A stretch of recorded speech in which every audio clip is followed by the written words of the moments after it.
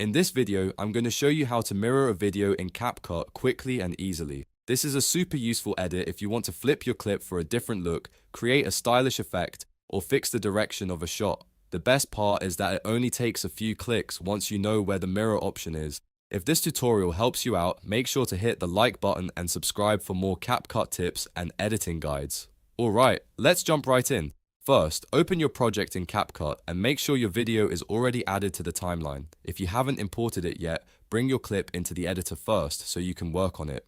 Once your video is on the timeline, click directly on the video clip to select it. This step is important because CapCut needs to know which clip you want to edit before it shows the available tools. After selecting the clip, look at the toolbar above the video.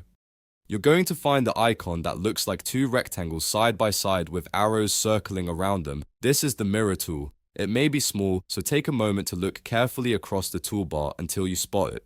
When you find it, click that icon to open the mirror options. Now, choose mirror. As soon as you select it, CapCut will flip the video horizontally. You'll immediately see the change applied to your clip in the preview window. If the direction looks right, then you're all set. If you were trying to create a mirrored effect for a transition, social media clip, or a creative edit, this is the exact tool you need. And that's really all there is to it. Click the video in the timeline, choose the mirror icon in the toolbar, and select mirror. In just a few seconds, your clip is flipped and ready to go. It's a simple edit, but it can make a big difference in how your video looks.